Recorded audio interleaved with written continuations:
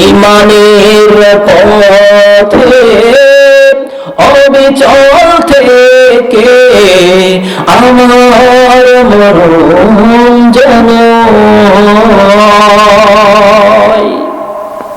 সম্মানিত হাজিরিন, আমরা রাসূলকে কি সত্যিকার অর্থে শুধু মুখে না অন্তর দিয়ে ভালোবাসতে পারছি?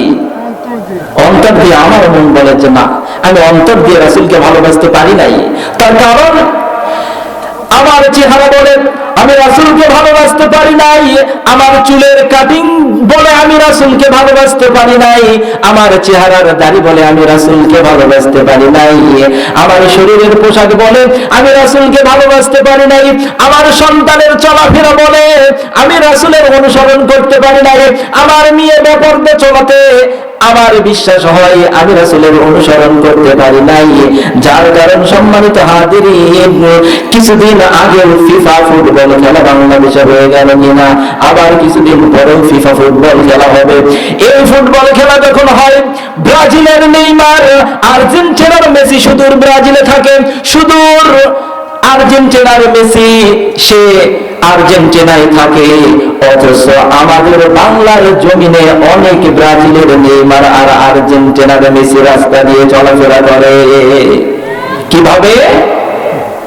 তাদের চুলের কাটিং দেখে যদি জিজ্ঞাসা করা হয়, কেবা তুমি এইভাবে চুল কাটছো কেন, তো সে চুল কাটা দেখে আপনি বুঝতে পারতেছেন না আমি কোন দলের সাপোর্টার।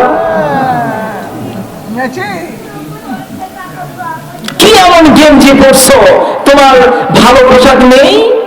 তো বলছে হুজুর আপনি জানেন না খেলা চলছে, আমার এই গেঞ্জি দেখে আমার প্রতিপক্ষ বুঝতে পারবে যে আমি কোন দলের। ঠিক আছে না? সম্মানিত হাজিরিন, আমাদের আদর্শ কেমন হওয়া দরকার ছিল? মান তাশাব্বাহা বিকওমিন ফাহুয়া মিনহু। যে ব্যক্তি যেই জাতিকে অনুসরণ করবে তার বিপদ তার সাথে। আমি এটা বিপদকেই বলবো।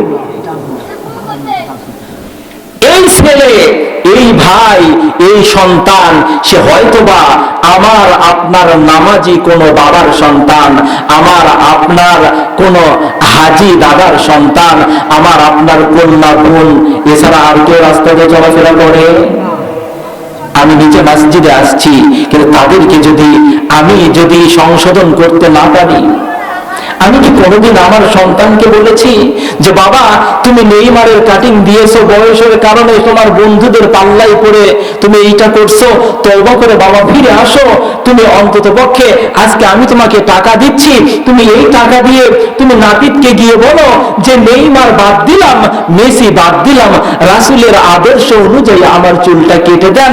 ওই সন্তান দূরের কথা, যেই বাবার কথা বলছি, যেই দাদার কথা বলছি, এই বাবা এই দাদাও তো একদিনের তরে আমরা সেলুনে গিয়ে কোনো নাপিতকে বলতে পারলাম না, ও নাপিত ভাই জীবনের তরে অসংখ্য ভুল করেছি, অন্যায় করেছি, আমি বুঝতে পেরেছি এগুলো আমার ভুল হয়েছে, আজ থেকে আমি সংশোধন হয়ে ফিরে আসতে চাই, আমি এ পর্যন্ত যেভাবে চুল কাটছি ভুল করছি, তুমি আজকে আমার রাসূলের সুন্নাহ যেই তিনটি রয়েছে, এই তিনটি সুন্নাতের যে কোনো একটি অনুযায়ী আমার চুলটা কেটে দাও।